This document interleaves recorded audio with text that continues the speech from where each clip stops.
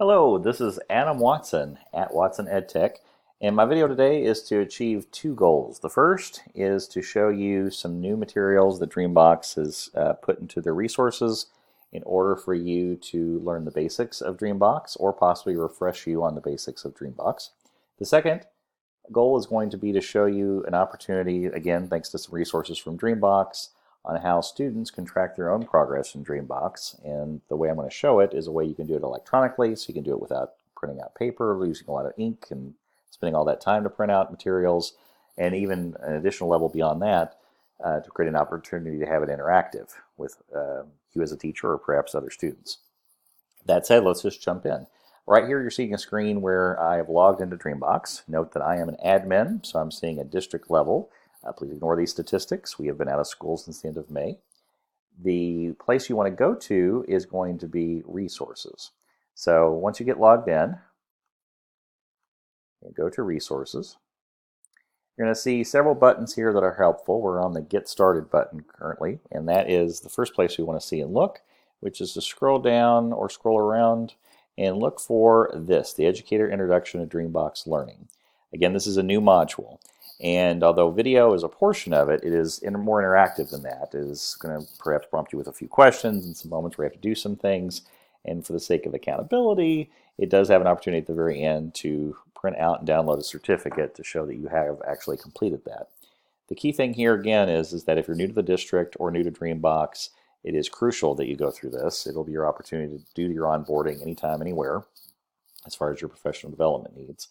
If you are not new to DreamBox but just want a good refresher, it's certainly highly recommended. That said, note that you see the different bands here as far as recommending which level to take and to show the variances depending on the age level of what the student dashboard might look like and so on. So that's important to point out.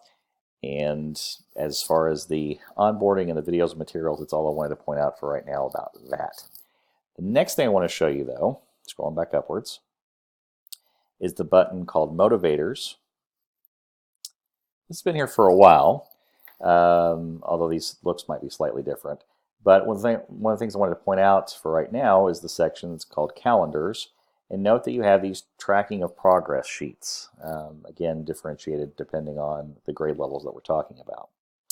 The one thing I love about that, as you can see, is that for 3 of them at least, you have both an English and a Spanish version. So that could definitely come in handy for some of your students.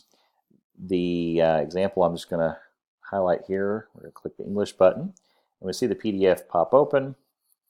You can see here a multi-week tracker here, talking about minutes, lessons completed, and so on. Now, old way would be maybe to print this out, to do a lot of photocopying. People could still do it with pencil and just a pencil and paper method. While I'm not discounting that completely and saying that's not an opportunity to do that, what I am suggesting is that we can do it paperless and faster a different way. So, as we can see here, inside of a Chrome browser, I could download this. So let's assume for a moment that we downloaded the PDF and then we re-uploaded it inside of a folder inside of our Google Drive, which I have already done right here. You can click and open that up, and the thing I'm going to show you is something that's been around for about a year, maybe 2 years. It's relatively new inside of Google Drive, but you now have the opportunity to make comments inside of PDFs, which really, just like you can make comments inside of Google Docs, Google Sheets, and so on for quite a while, this is a really neat feature that can be used in multiple ways. So whether it's for DreamBox or something else, keep this in mind. But the way it works is that you open up the PDF inside of your Google Drive. Here you go. Of course, I can make it bigger if I need to. The key here is this button right here, which says Add a Comment. When I click on that, you'll notice it says Highlight Area to comment on. You can cancel to get out of it. But now my cursor is a crosshair. And just like when you drag a lasso to select other things when doing a laptop, it works a similar way here. So let's just say I highlight this box here, let it go. Now, an interface that probably looks pretty familiar if you're familiar with Google, I have an opportunity to type a comment. So total lessons completed for week 1, 3. Okay. If I want to put my name, again, to bring up the interface, click that button. The class name is Mrs. Jones. And these names popping up I'm going to come back to in just a minute. And average, let's see, standards met. And again, notice that I just did a quick click. The lasso doesn't have to be super big, but I can say reading 1.1. Just making up stuff here. All right. Now that I made some comments, some points of interface here, you see them on the side, but note that if I click on any of the boxes, that you can instantly and quickly tell which comment goes to which particular portion here. It moves accordingly, and this little pointer here is helping say, hey, I'm the live comment that you just asked to look at. So that changes accordingly to let you know where you're at. That's great. Of course, I can edit that, even delete it if I want to, and I could continue a thread here for some reason if I wanted to say something additional about that particular area or that comment.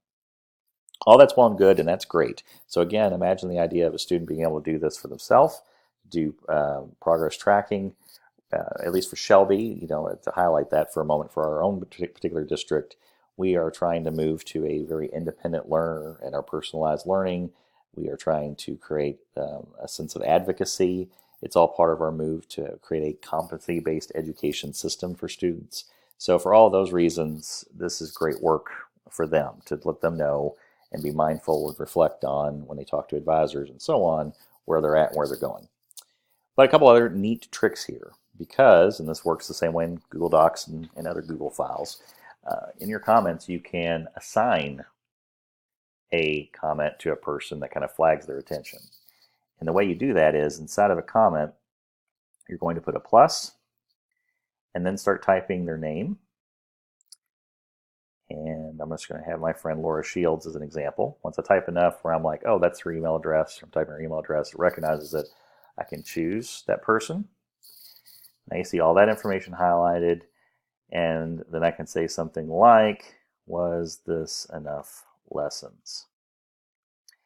If I hit reply, here's the situation sequence that happens. That person is going to receive through email a notification saying, hey, this person has assigned something to you, even though in this case it's just basically I'm assigning a question I'd like an answer on. Think of the various ways that this could be utilized in a classroom experience. Of course, a student can send a message like this direct to a teacher. You could have a peer-to-peer experience if there's a reason that you'd want some interactivity in that way.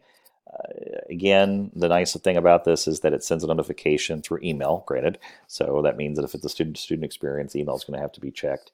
But this is perhaps a faster and more effective way of doing this than a situation where I have to drag and drop this PDF into a file, a folder rather, that is maybe shared with the teacher, or I have to go through the experience of going to the shared button, all of which are valid options if I'm trying to share my PDF progress tracker with another person. But through the comment feature, it will be precisely what is it something that you're trying to get their attention or ask of that person, and they can respond immediately in the email. They'll have an opportunity to basically click a button and they can go straight to this particular PDF and straight to the particular comment that they need to reply to.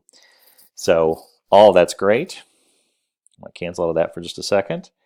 Note here that I can hide the comments if they start becoming a little bit too overwhelming, and just as easily show the comments back.